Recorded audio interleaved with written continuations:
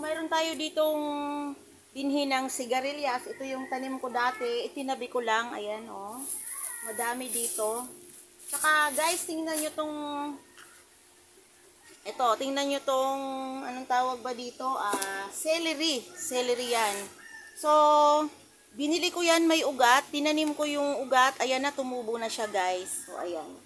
So, yung aking talong, ito yon. Di pa masyadong malaki. Trinay ko kahapon na itanim, pero hindi umubura. So, mayroon tayo ditong silentro. Ayan, silentro.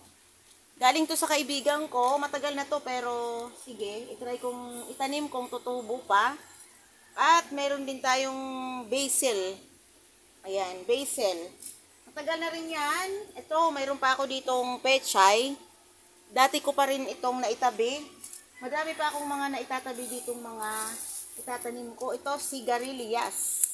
Masarap ito, guys, lalo sa gata. Ayan. Ito, hindi ko alam kung anong klaseng ito, gulay. Ito yung bunga ng, ano ba to? Mas pala. Ayan, naitabi ko pa rin. Unahin natin itanim ang, sigarilyas. Tama ba, mother? Sigarilyas? Sigarilyas sa Bicol. Yan. Sigarilyas. Masarap ito lalo sa gata. Magtatanim lang tayo ng, isang piraso. Kasi nga, alam nyo to, mga kaibigan, pag tinanim nyo to, lahatin ito, ang dami nito. Sabihin mo, pagka pinapatubo, direktuhan natin. Sabi ni mother, diretsuhan daw. Pero ako, ilalagay ko muna sa paso o sa plastic na may lupa. Huwag natin lahatin kasi napakadami nito. Ayaw mo, madami.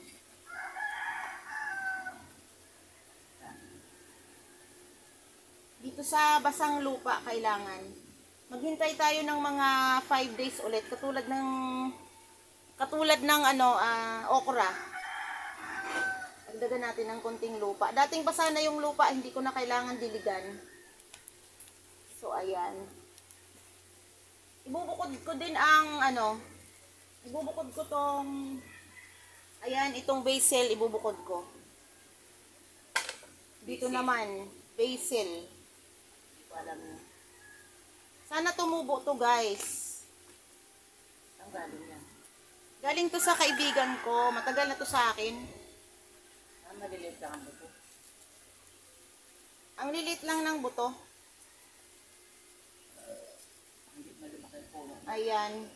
Ito yan, yung buto ng, basil. Liit. Dito lang, lang natin ganyan, wawag-wag sa lupa, ganyan. Malayo sa kay Kate, kumaling yun ang puso. Tapos lalagyan natin ng lupa. Kailangan konting lupa lang kasi pagka masyadong malalim, hirap kunin ng ugat pag lumaki-laki na. Ang pusa mo kung kakain yung tanlan. Ayan, hindi natin inubos, guys, ang ating basil. Tingnan natin kung tumubo. At ito namang silentro. Silentro. Diba, ganun din naman. Ito rin silentro rin to. The same thing lang. Ayan. Yan din sila.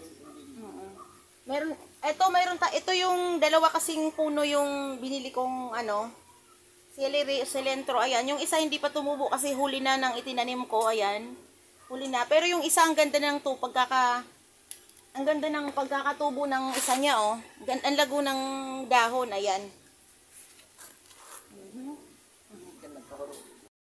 Ito naman yung buto ng silentro.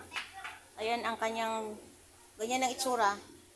So, dito lang natin ibubudbud sa... Ayan. Kailangan malaking planggana. May malaking planggana mo lagyan mo ng lupa. Yung malaking planggana, pag tataniman ko yun binhi ko ng Chinese kangkong. Ganyan lang, guys. Madami akong pinapatubo na mga gulay. So, ayan, guys. So, ayan, ito mayroon din tayong tumubo na kamatis. Ayan. Yan, hanggang dito na lang yung aking video. At kung bago pa lang kayo sa channel ko, please subscribe.